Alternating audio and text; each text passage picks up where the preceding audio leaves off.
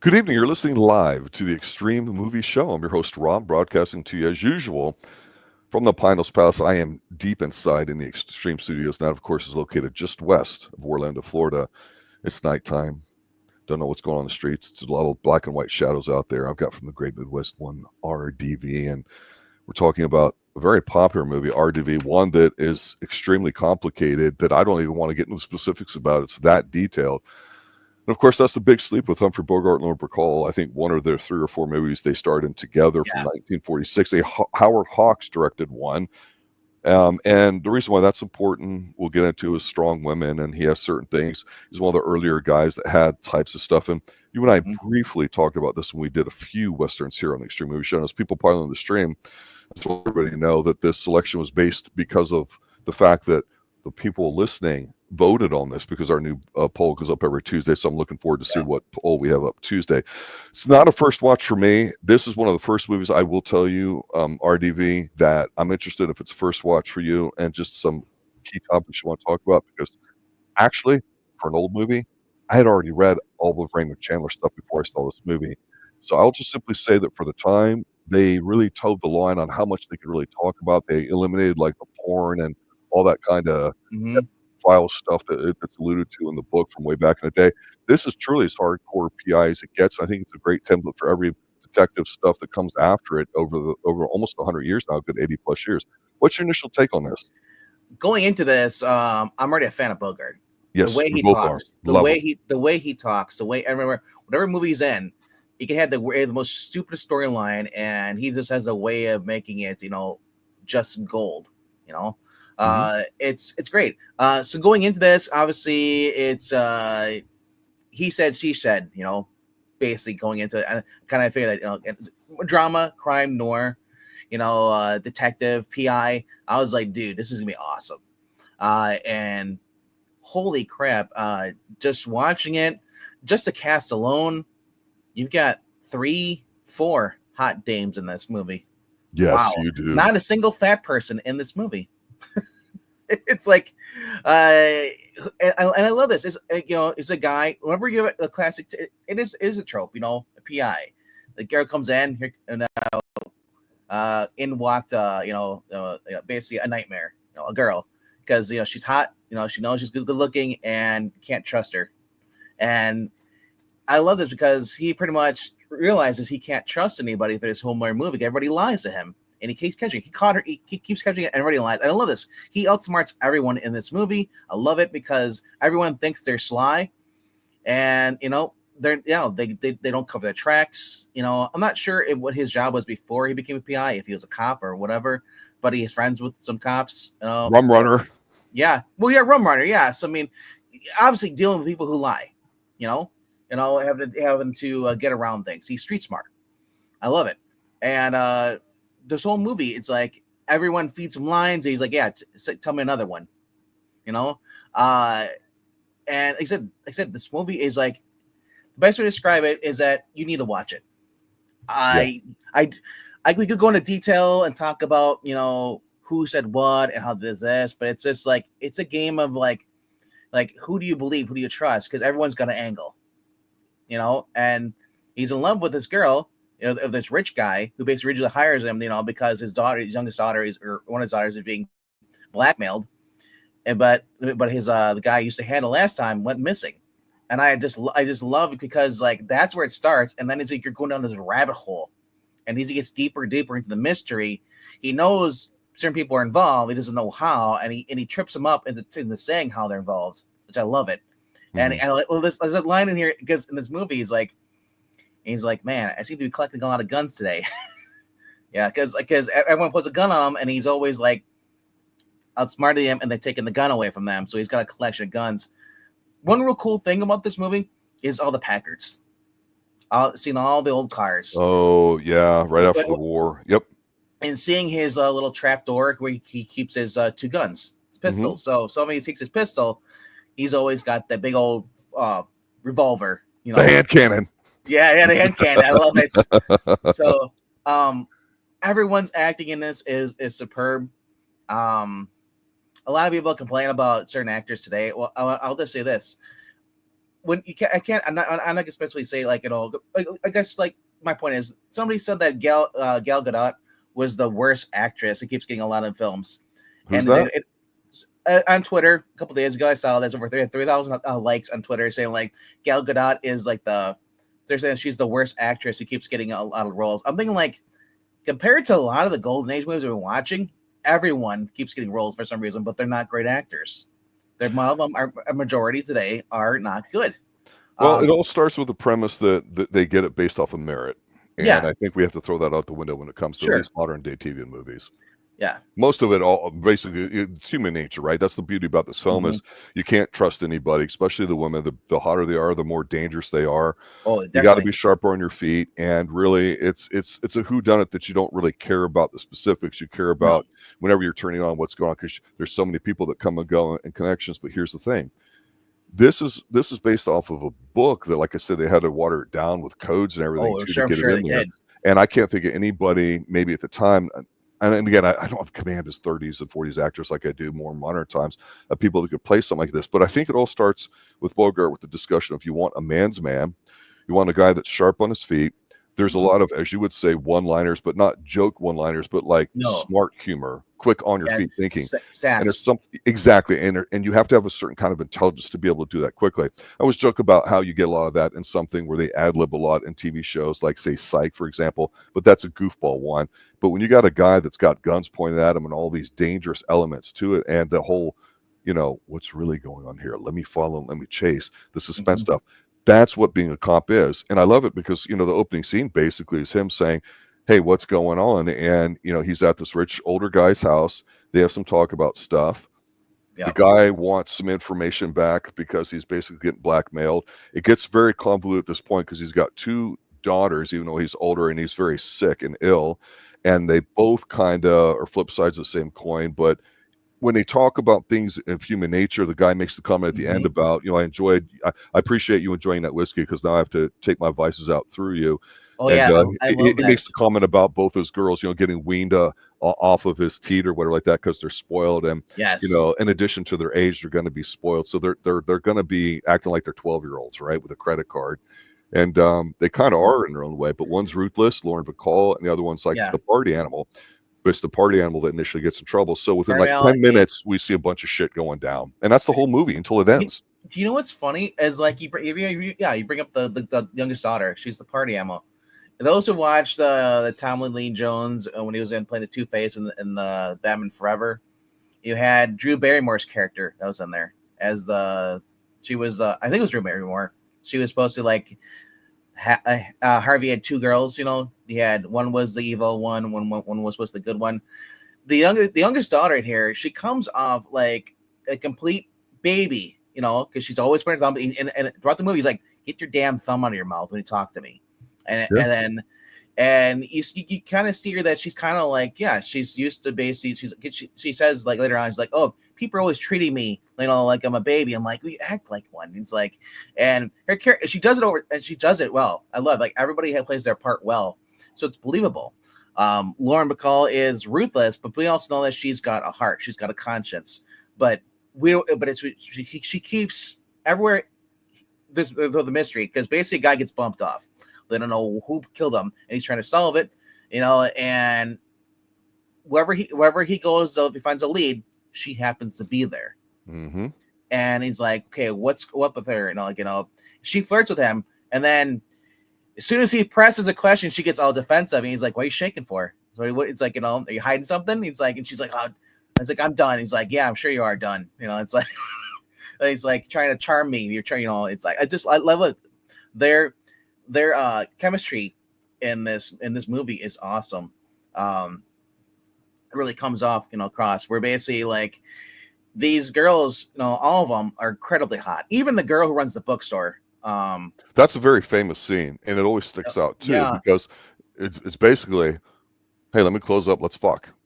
Dorothy Malone, yes, Dorothy Malone. But can you trust her? No, when it's too easy like that, you're like, man, come on. Yeah, but because he's trying to watch this guy, at this place where he got the runaround. Obviously, he's at the antique store. I love how he flips his hat up, puts the glasses on, pretends to be, because he's a detective. Detectives do. They always put on a shtick, Mm-hmm. disguise. And he goes over there and they get to run around because the secretary says, well, he's not in there, even though he sees the guy in there. So he ends up going across the street to the other bookstore, and then he watches there, see where when the guy leaves, and he kind of flirts with the girl, the book girl over there, and she's very nerdy, she's cute.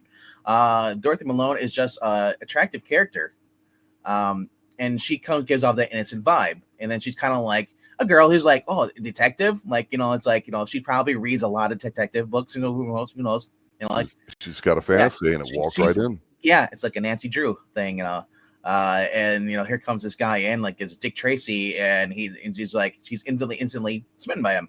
So of course she's like, I'll close the store, and we'll watch together, and they have a drink, and it's just like, and that's all you see of her. You don't see her for the rest of the movie after that. If this would have been like, today's modern times, they would have went back and they would have had sex, in the 90s, but they didn't. Mm-hmm. They didn't do that because, it wasn't needed. And it also kind of left.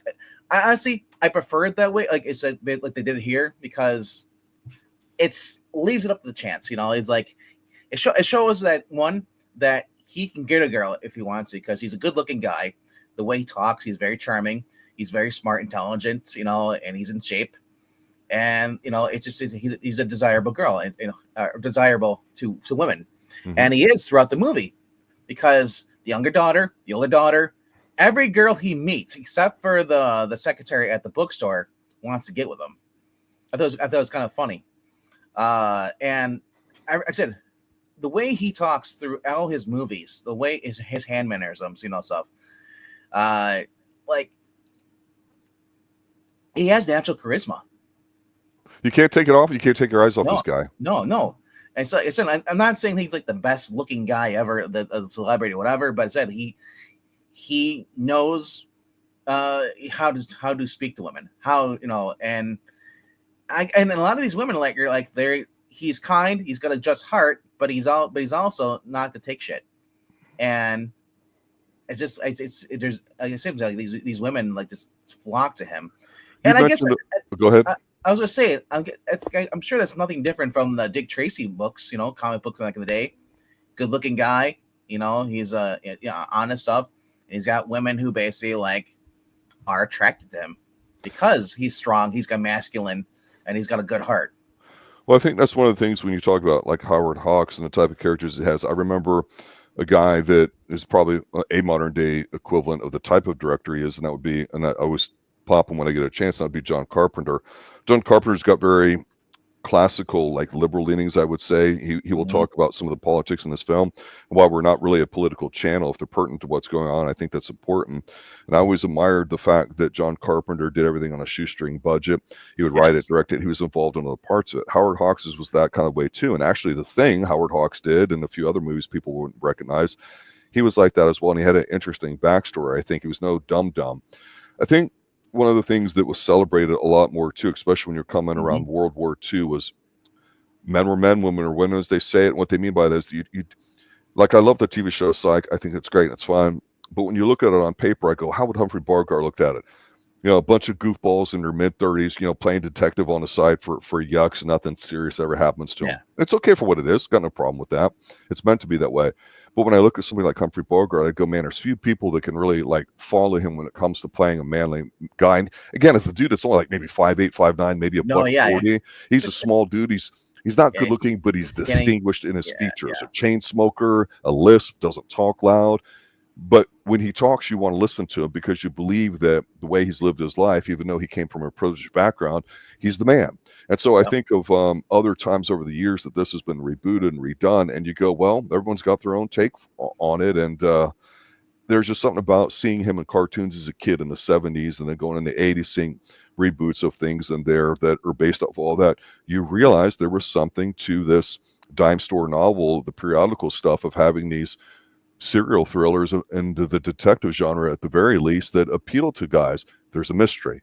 Well, the mystery of whatever doesn't matter. It's the fact there's a mystery that gets into you as a primal human being. With Humphrey Bogart, you look at him and go, I don't care what he's in. I don't care what the name of the role he's playing is. I don't care. I just want to watch him. And so I look at like people today and I go, there's very few of them that are like it, right? I know we may talk about Gladiator 2 as it just came out here. I'm only watching it because of Denzel, and I love Ridley Scott.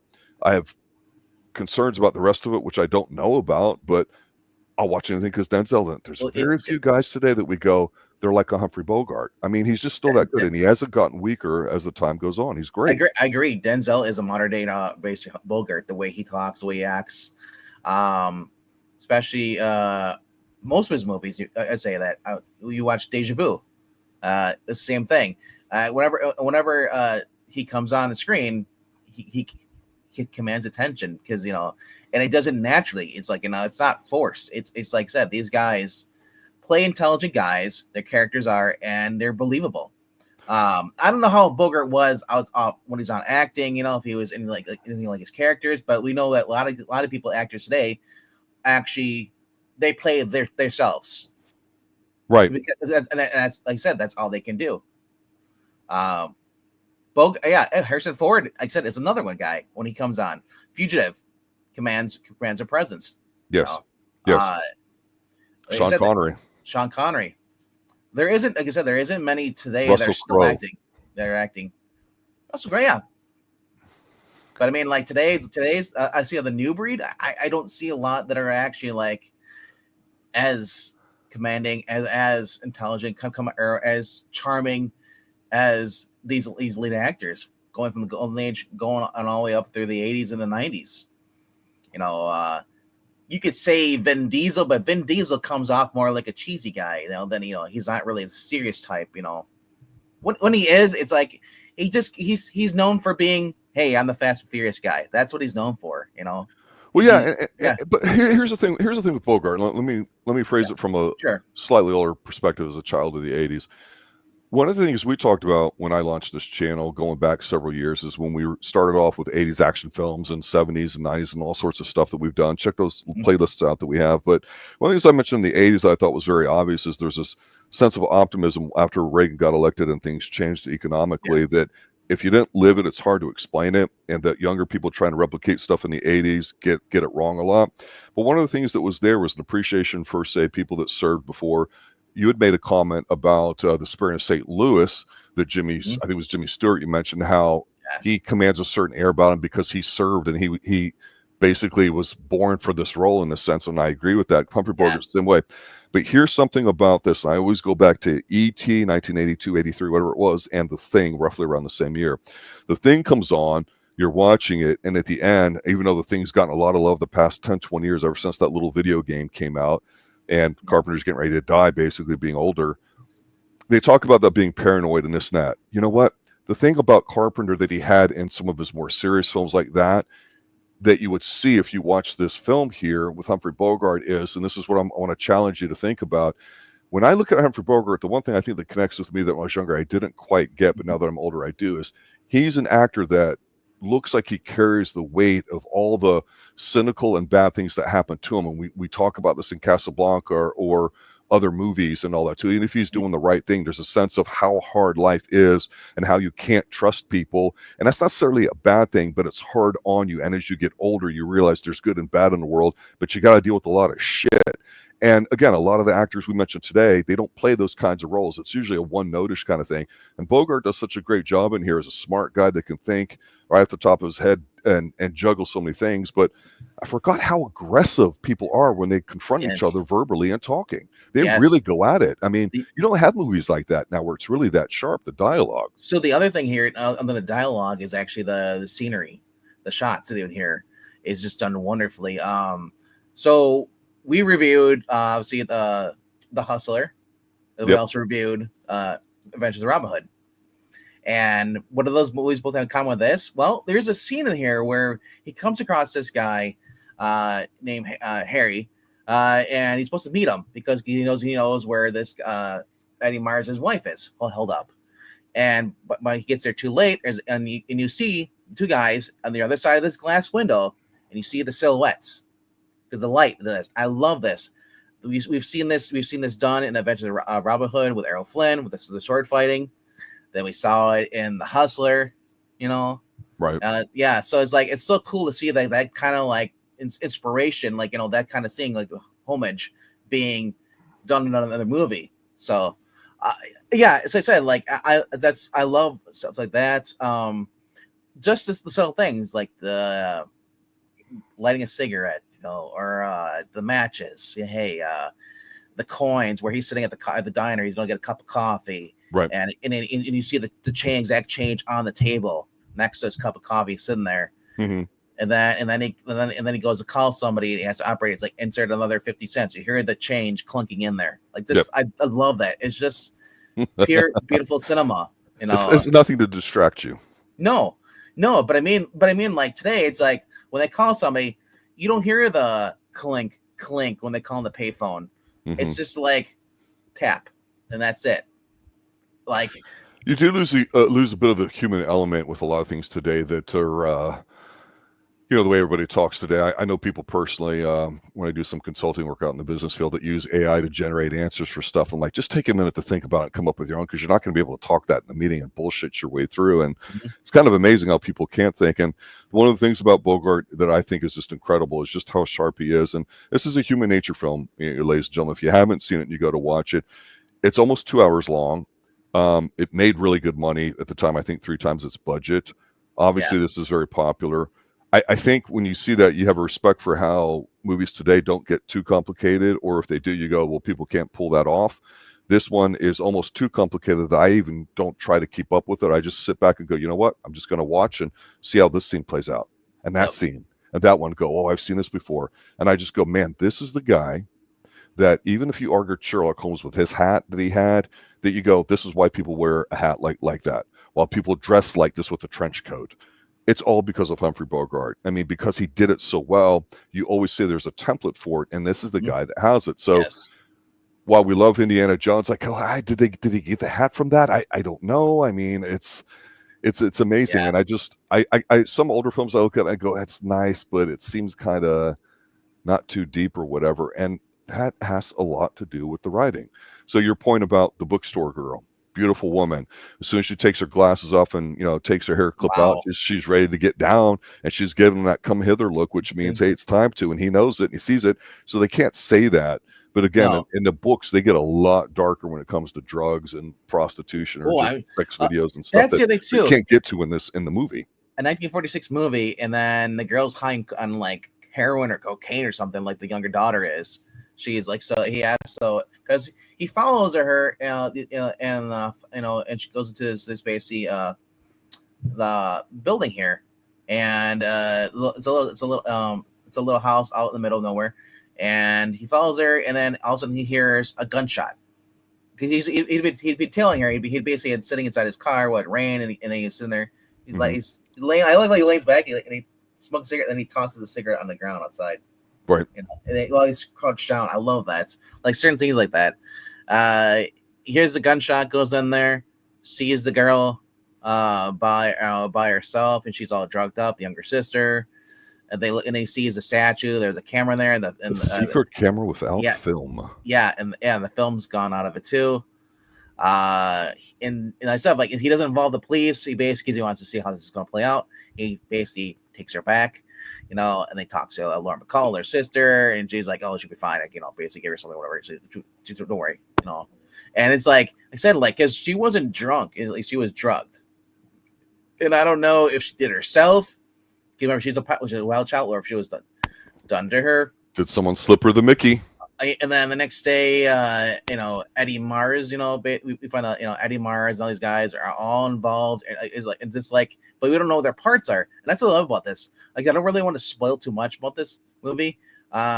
You should need to watch it and just experience it like I did for the first time. It's just like everyone says something, but are they in on it or are they not on it? And it's, you don't know, and you get that sense of paranoia, and especially for him, eventually he gets told, he's no longer needed. He meets her at the diner, Lauren Bacall, and she's like, my dad says, okay, well, case is closed. He's like, what do you mean it's case is closed? And he's like, well, let me talk to you. He's like, oh, he's like, let me guess, you want me out there, it's like, and then she gets frustrated because she has feelings for him, but she's hiding something, and he keeps pressing about Eddie. What's your relationship with Eddie? No, Eddie Mars and her.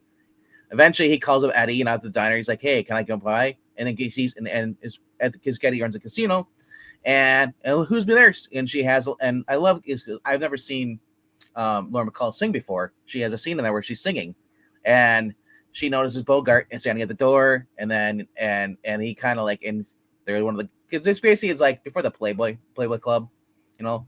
There's girls dressing like in the basically the Playboy bunny outfits, you know, basically serving drinks and stuff.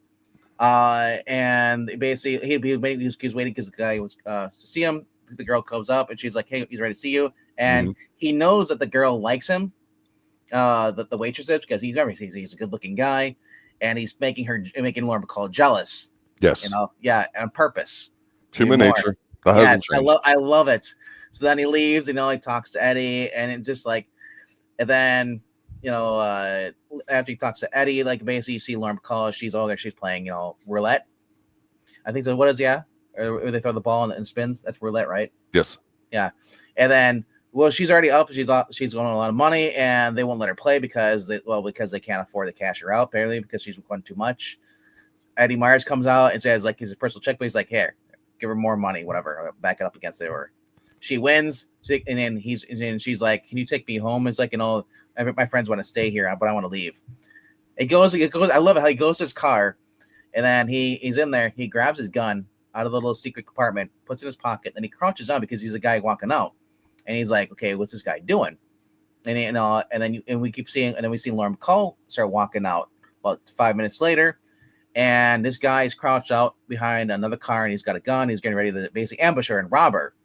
And then, like I said, like, and so basically after he basically stops the guy, you know, he punches him. He says, like, you know, "Give my regards to Eddie Myers, you know, pretty much your boss." He drives her home, and he's like, "You sure too?" It's like, "You and Eddie sure seem to get to a lot of trouble."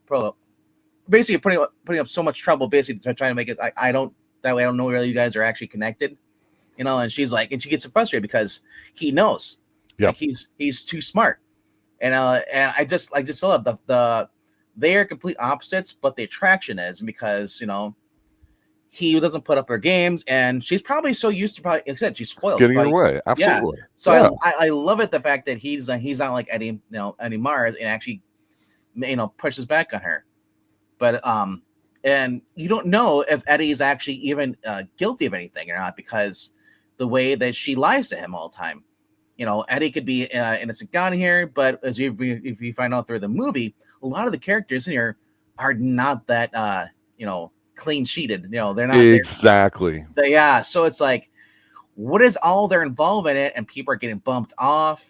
And you know, and he's basically like towards the end of the movie, it's like because he may come in a comment whenever he talked to her, like, "You're shaking." And then while they're in there, like at the end of the movie, like there's these armed gunmen gonna come in, and they're waiting in the cabin, and she makes a comment. It's like, "Look who's shaking now."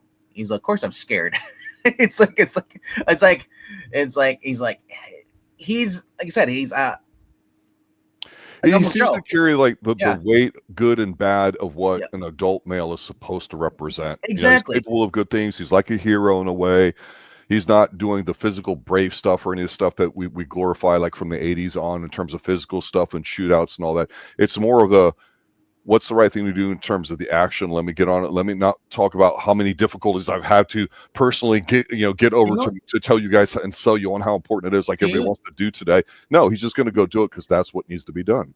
Do you know what they don't mention whatsoever in this one movie is World War II, which I noticed.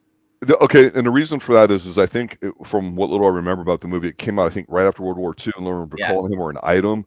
So back in the studio days, if you had somebody hot like him, you might make 3, 4, 5 movies a year, because you only take like 2 months maybe to film them, roughly, let's say. And so they would go back and cut them, edit them, and I think they did that with Lauren Bacall because, as we mentioned in another movie that we had with her, and that I think that's the Know How to Whistle one comment that we have here in chat movie. I hear there's different versions of this, and I don't know which version we saw, because this is actually available, and a very good print of it actually is on the Internet Archive, which is legal and free here in the United States where we're broadcasting from. You obviously can see a lot of Bogart films, especially during the holiday season, going through different pay channels. I'm not sure which ones they're on now, but if you're watching a grainy one that you can't blow up on a big Blu-ray or like that, don't bother, because the whole black and white aspect to it, I think, is really, really important. You see how it plays off of her. And we mentioned before, I don't know all the specifics about filmmaking, but I do know that the makeup colors that they would wear for black and white would be different than if they were using color, and the way they would choose to light the sets and show everything. So it's visually, it's nice to watch too. Yeah, and she's a blonde, and so basic, but she does come. But I love it because the way she's the lighting affects her face in here, everything, the makeup, her hair stuff. She looks so much better as a brunette, than she does. My personal opinion, but well, that's what they say. It's having a face matters, right? Sure. Bogart's well, the other thing, he has a face. One of the interesting facts I learned about on the call when I was going up, because I was editing the playlist we have of all the Bogart stuff, and I was coming across one of the things. It says like her first role, I think, was with him. I'm trying to remember which one it was. It wasn't Dark Passage, was it? That was one of the movies she was in. Yeah. I don't remember if that was the first one. But one of her first movies, basically, she was so nervous about the acting, so she would tilt her face down, and then she looked up, and that became her sultry look. Right? Because she was able to calm her anxieties by looking down a little bit and then moving her eyes up, and that calmed her down. It allows her to basically relax while they're filming, and that became her classic look. Usually in every movie she does that. She puts her face down at the dinner table. Her face is down and her eyes are up, and the way she looks at them, and it's like it became like one of her like the most intoxicating things ever. She's beautiful as it is, but when she does that look, it's like, holy crap. It's like, well, that's the international thing. Your eyes looking down, some behaviorists would tell you that that's the universal sign of submissiveness, rather than like if you look at a woman and she looks away left to right, because then she's not interested. She looks down. Her face is pointed down, but her eyes are up. It's the come hither look, it's and like in other movies they really emphasize that. In today's movie, not so much. And I think that became after. I'm not positive if that was because of her in these films, but human nature, easiest way to communicate it. No, like you said, so she has that innocent, sultry look and all like that. She does this, and she just plays well off of him, and the fact that they actually were in a romantic affair during all this. I don't think they were. I think we married in 46. I think they were married right after. They got married after the movie, maybe, but they were definitely banging at this time. Well, yeah, and I said that I really helped out the scenes. I mean, every girl in this movie. I mean, I don't think there was a single girl that did not like him, other than maybe Eddie March's wife, or Marty March's wife. Sorry, not March. But he's the man. Because you know why? He's the one guy in this movie that doesn't have an angle, and the girls can see that he's an honest, good Joe.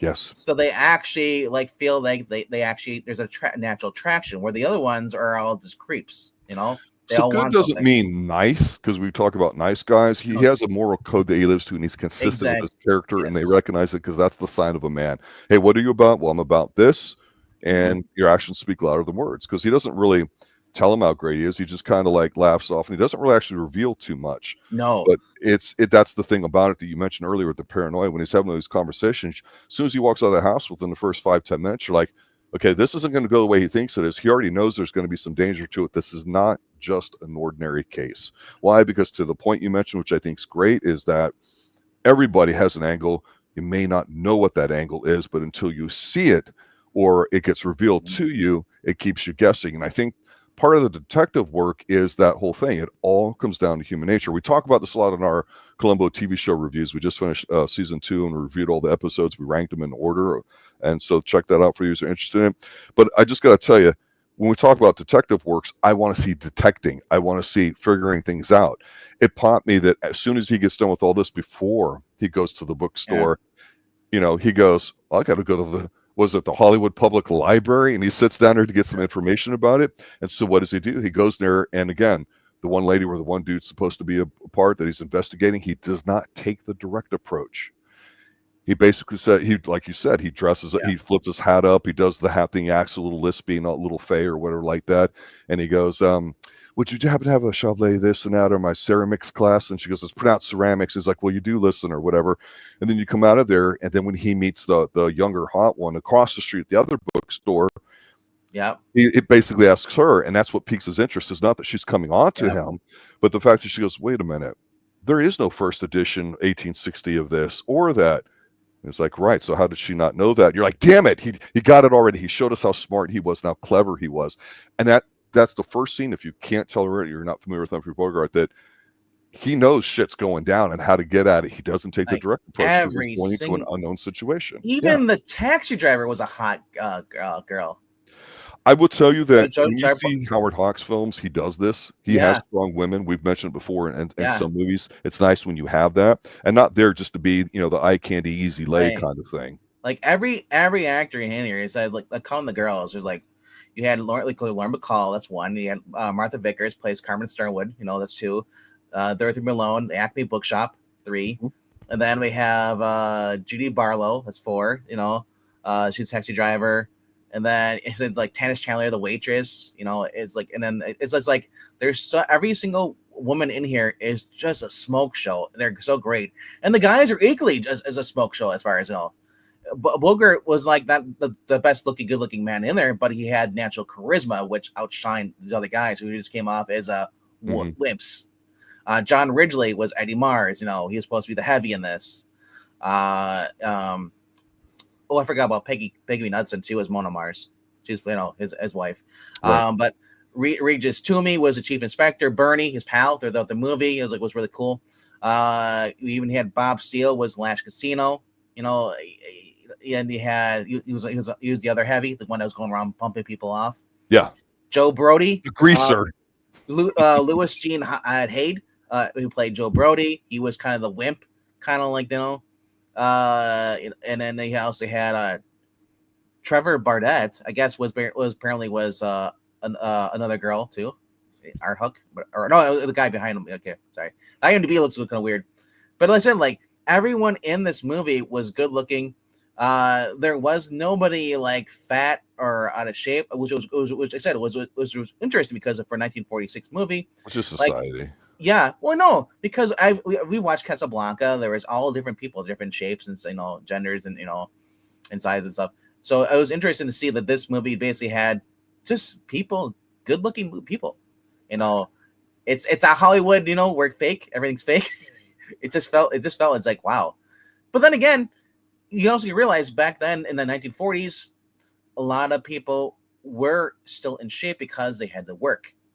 They couldn't sit around. There wasn't no streaming apps. There was no that stuff. Not everybody afforded a TV. Everybody had radios.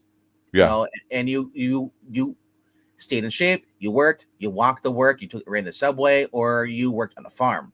There's none of this sitting around doing nothing. You weren't allowed to from little on, from the ages up. The kids, you're working since like you're 6 years old, either at the coal mine factories or maybe if you're lucky enough to have your dad who's wealthy, you're still working. And so I admire the other people dressed nicer. People were more respectful. Sure, there were still the alcoholics and the wife abusers, because there's always gonna be assholes. But I said, like, I've always been drawn to the 40s because it's so romanticized. Yeah, and the other thing too with that is that post-war, you have this industrial boom coming up, and we've talked about those kind of things, how they show up in 50s and 60s, and love for America and all that. And I think the 40s, you have a bit of a cynicism, especially after the 30s, and I don't remember if it was Raymond Chandler or this other movie with Bogart that we'll eventually review called The Maltese Falcon. He plays a different detective in there. Yeah. Raymond Chandler or Dashiell Hammett, I can't remember which one off the top of my head, but one of them would always have there was a reason why, and I can't remember off the top of my head. They would have the woman in distress be what they would call like this platinum blonde dame, as you would call it, right? And that would be the one that you can't trust or whatever. And so it's interesting because when movies would take stuff from literature, there were certain things for why they had these characters. Movies can choose to implement that or disregard it. And, of course, things get dumbed down like, oh, wouldn't it be cute in season 2 of Columbo if we just gave him a stupid dog and we don't give him a name or a partner, ha, ha, ha. We don't give a shit about that, right? We give a shit about certain things established in season 1. I think with Bogart, again, we've established that it doesn't really matter what he's in or what the movie's about necessarily. We want to see him because he's good looking to look at. It's a joy to watch him interact with people. You want to be him. You feel like he's the man that, you should aspire to be him, not because he's a millionaire, because of the position that he has in life, like a lot of people seem to want in TV and movies these days, but just because he's lived life as a man. And so this is where he's at, because he's not doing great financially. He's not doing bad. He smokes. I wouldn't necessarily call that a negative vice. Everybody smoked then. So he was just somebody that just said, hey, what's the right thing to do, and had that moral code. So in many ways, he's a hero without doing a heroic thing. I got to ask you, the whole fingerprint situation, the very beginning, when he comes across the murder and he starts touching things with his bare hand fingers, like, did they have fingerprints, identification back then? Not really. I wondered about that, because I was like, fingerprints were turn of the century roughly, and then came over here maybe in the early 1910s or some stuff, but it was not the way it is here. I think it really picked up in the 70s and 80s here. I think they had about ballistics. That's about it. So basically, when a guy shot Brody, he chased him down, and he knocked the guy out and took the guy's gun, little baby like purse pistol like the women had. It's usually a one shot. That's it. Yeah. And so he hands it over to the cops. I'm thinking like, well, it's like they must have had ballistics. Yeah. It was like, I fingerprints. I didn't think they kind of had them. If they were just trying to. It wasn't like the 50s or 60s. They started really. But a lot of it's the computing power that you would see now, like if you watch the TV show with the serial killer Dexter, and how they made the blood splatter stuff kind of like the science behind it, and now you have computational power for DNA. And again, you'd have to match it to something. So if you don't have that data set, you can't collect it, right? Sure, yeah. So basically, if you had I'm sure they had paper records though. They didn't have computer stuff at the time, so they're sure they had maybe blood type. But the ballistics people I know do say that stuff is well known. Like you could tell, hey, based off of where this entered, it probably came from here, and all the physics behind it there too. That was certainly a science, because ballistics have been around enough, especially with wartime, to come up with trajectories and stuff. But whether or not a detective would have availability that a police department would have those resources to get that is a whole nother question. Because remember, he was smart enough early on not to get involved with some stuff, even though he knew a guy down there and had a hookup at the county level, because he suspected some things that he didn't know what they were being. Of course, we would find out later what they were. So yeah, you're right. You were right. This was the movie that he was cheating on his wife with Bacall. Yep. Yeah. Yep. So this was and then Bogart was drinking a lot more, so it took a little while to finish the movie because he was drunk constantly, and he was able to work. So basically, 3 months after the film finished, they finally got married after this movie. So this is the movie that that caused them to get married after this. The other thing was that Martha Vickers, the one who played the younger sister, apparently it's according to the Raymond Chandler that she outshadowed or outacted Lauren Bacall, so they had to cut a lot of her scenes out. Let's talk about Lauren Bacall real quick, because it's about the lesson we didn't really dive into. Yeah. A lot of people say she couldn't act. No, I kind of can see it. I don't know that I agree, because if you can't act but you're a presence, that's what people pay money for. So to me, it's like, I look at this, it's like the Gal Gadot thing. Gal Gadot, exactly what you mentioned. I was just going to bring that up. She's a pretty face. And she's there to be supportive. She's not there to be like the main lead. Yeah, eye candy. And she does it. Well, I'll say Lauren Bacall is a little bit better than Gal Gadot when it comes to this. Lauren Bacall comes off as the snotty kind of like the character she's supposed to be. Yep. That was believable. And it really helps the fact that she's a lot younger than him. So it's more believable that she might, because we all know that people in their early 20s are always like, they're not always adults. They are still kiddish. They don't have their own responsibilities. They're not on their own. Mm-hmm. Where he's established, he's been on his own. He doesn't have no help from mommy and daddy stuff. Yep. Where her character does, and it really her being that age, the difference really plays into that. So, like I said, she was really good in this. She like I said, she's not a bad actress. I wouldn't say that. She is. She has more. She's more than a pretty face in this. And more actually. And your point was that Howard Hawks, every girl in here was a heavy. Exactly. There wasn't like no tits. You could argue that the girl that was drugged early on might have been, but even still, she shows another side to herself. Yeah, right? Carmen, the young girl, the younger sister. Like it was always like. She comes in and she pulls a gun on the guy, but then it's like you're like, whoa, she came off as a crazy person. That was her character was with. She was basically, she was worried about her reputation because she wanted the photos back. She pulled a gun on Brody, and then just everything was just like it was like a screwball. It's like kind of like watching a Peter Sellers movie, a little bit, but more serious. You know, um, yeah. I don't know. I don't know how people learn acting today because it's such a totally different system. Where there as a commodity, they would do everything in house, the lighting, the pictures. They would cast you something. If you have an agent today, they're going to sit there and say, "Hey, you've got a voice for this, a face for that." That may or may not be true, but it's back then. I appreciated the emphasis they put on saying, we're going to make you proper. We're going to give you speaking lessons, walking lessons. When you look at Lauren Bacall at her young age, you go, in many respects, she seemed like a mature woman that would be in her mid-30s today by the way she dressed, acted, carried herself. And there is an intelligence behind her, the way she speaks, even though she had kind of that husky delivery and that youngish kind of girl thing because of Bogey. But I think she's absolutely fine. I have no problem with her as an actress. I can see what people are saying. I just don't think she's horrible. Do you know what's even more funny about this movie? According to the trivia, or I guess history facts about this, back in the day when they actually wanted to acquire the rights for the novel, the studio chief at Warner Brothers, gave Howard, basically $50,000 to purchase the rights for the source novel. So Hawks then goes by and gets the rights, but only for $5,000 and pocket the rest. Sure. So it's like not only the movie you can't trust the people, but the people making the movie are kind of shady too. Well, that's acting like a pass-through. That's a legitimate thing. If why am I going to write a TV show episode if I don't have the contract? But what you can do is pay me a certain amount of money to write a treatment, and I give you an outline going, we're going to have this, and here, and here. And if they take the option to pick it up, then they contract it out for this amount. That happens a lot today. People can make a living writing things that never get made. I guess it's just funny, that the director would pocket the rest of the money and not tell him, oh, yeah, I know. Well, let's put it this way. If Howard Hawks knew the guy or ran in those circles, and he did run into a lot of circles with William Faulkner, who we didn't even mention about The Sound and the Fury, is it possible that the studio gave him that on a condition that, hey, you can probably get it cheaper because if we try to get it from the studio, he's going to ask for 3 times that? Yeah, and also Lauren Bacall apparently was rumored to basically, and she said in some interviews that she just basically the Warner Brother basically studio said like, you need to quit having fun on the set. You're having too much fun. Calm down, because everyone was having fun. Because and it's like, so basically like, oh, she got a memo saying like, so the word has reached to me that you're having fun on the set. This must stop. It's like, why? Because she probably got in trouble because she's probably making out and drinking with Bogart, who's married. Small world. And Hollywood hasn't changed in that regard. It's a very small family, and you're not a part of it. Isn't the first time that affairs have happened? We saw that with The Huntsman, with Kristen Stewart, with the married director, and then it's just like it was a whole mess. It's like, and she got shunned.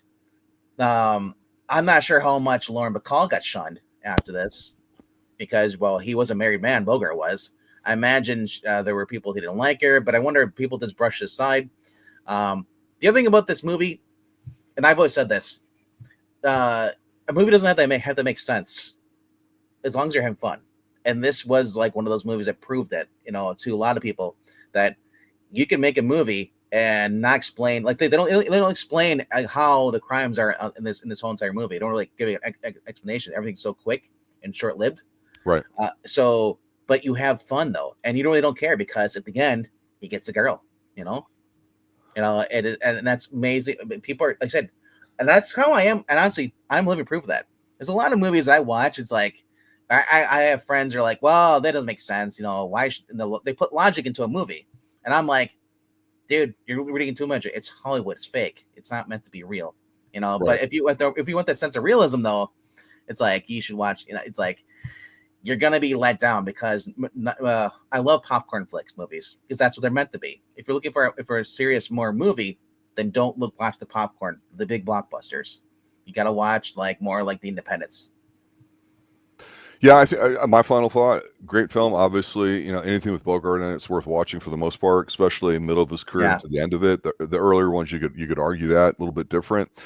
I do think if you're a serious film person, you owe it to yourself to see it, whether or not you like it or not, because it's so significant in the fact that it represents a lot of what Humphrey Bogart does well for things that would come later. Whether you talk about different detective stuff getting done in the 70s and 80s, or even today, and how detective stories have come about. There's only a few detectives people really talk about a lot as they go through, whether it's the scientific method or the British versions of it with Sherlock Holmes, Marple, all that kind of stuff. I never see a Humphrey Bogart movie get worse. No matter how much time's gone by, how much I watch it. I'm shocked this only has a 7.9 on a 10 on IMDb. I thought it would have been higher, at least about closer to an 8.9. It's really One good. theory I'll throw out there, and we'll visit this sometime as a topic, because it's one thing we've talked about behind the scenes, is that I wonder these older films that are actually good for a lot of reasons, the younger audience today doesn't really understand what's going with it, so they have the ability to judge it. Because, like, again, they say, oh, this is a great 80s movie. Well, you might love the movie, but that's not realistic to the 80s. How can you judge? My other theory is that IMDb is overrated. Not enough people use it, just like Twitter. Yeah. It's just a convenient one to go get something. Yeah. I think this is a great film. So you have options to watch this movie. You can get it on YouTube for $4, so you can rent it there. You can go to Google Play, you can go to Apple TV, Fandango, at home, which is basically what used to be Vudo, or you can watch it on Amazon Prime for $3.99. So if you have a premium subscription through Sling TV, you can also watch it as well. Or you can go check out and buy the movie on Amazon, or wherever you buy movies at, and get that. I would recommend that. If there's a Bogart collection, try to find those. Get physical and just hold on to them, because who knows, with all the streaming wars and all stuff, you don't know what movies are going to be left in like limbo because too many people have rights to them. Right. Anything else? Other than that, no. This is I want to do some more Bogart movies. I'm just looking through a lot of them, and I'm thinking like it might be time to go back into the Bogart Sundays. So it's the season where we talk about classics and all that too. So I know. Like, you've got a new poll coming out on Tuesday, correct? What's that? You have a new poll coming out. A new poll, and it might just be Bogart related. So you guys will vote which Bogart you want us to watch, because African Queen is another one I want to rewatch again. It'll be my second time watching it.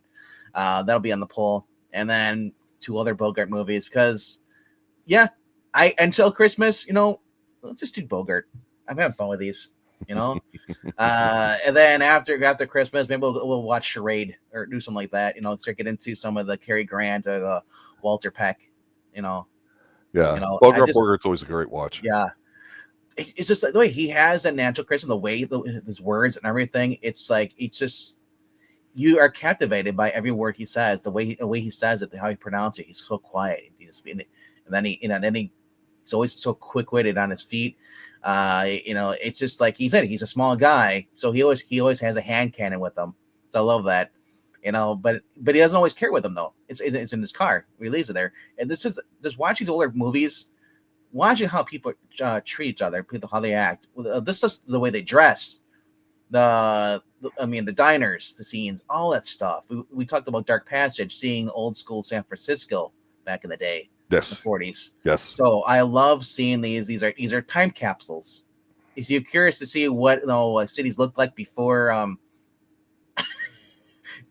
before they all modernized and took away all the payphones, took away all the classic restaurants, everything, and just like the phone booths, the ones Superman went into. Like, I wouldn't mind going over to Superman serials. They'll be kind of cool too, because I love the 40s, man. It's one time period that I would love to visit, but not want to, because I don't want to be going over to. I don't want to be drafted. All I'll say is that's the downside. Interview from Central Florida, because we have a strong Central Florida connection here too. If you just check out our review of Miami Connection with the immortal YK Kim, where a lot of stuff was shot, including a fight on the grounds of the University of Central Florida campus back in the 80s. A lot of fun there too, because otherwise it's sanitized stuff like blowing up City Hall, or actually the Steve Martin movie Parenthood, was it 2 or whatever this at the Mystery Funhouse. It's always neat when you can see a snapshot of something that goes back in time, and you're absolutely right. It's really great. And there is something romanticized about these older cities in black and white, and I'm sure we'll cover more of them here on the Extreme Movie Show. Guys, I want to thank you all for watching, listening, especially the newer people that joined in, especially our huge, I can't stress this enough, RDV, our huge, massive Forever Night fam. Yes, I know we're pronouncing some of the names wrong. We explain that as you watch some more of the episodes. See some more of those drop continuing this week as we finish out season 1 of that. Until that poll comes out Tuesday night, and we have the new movie come out on Tuesday's drop. Good night now. And have fun, guys. We'll see you on Tuesday. Also, if you haven't done so, please leave a comment down below after the stream's over. Let us know what you thought of this movie. If you watched it before, is it one of your favorites? Maybe after we get enough movies with Bogart, maybe we'll rank the Bogart movies. Feed the algo. Yes. Yeah. So subscribe, and leave a comment down below. All right, guys. Thank you for watching. And as always, stay extreme. And also, have a good Thanksgiving. Yes, Thanksgiving, everybody. Happy Thanksgiving. Good night, guys.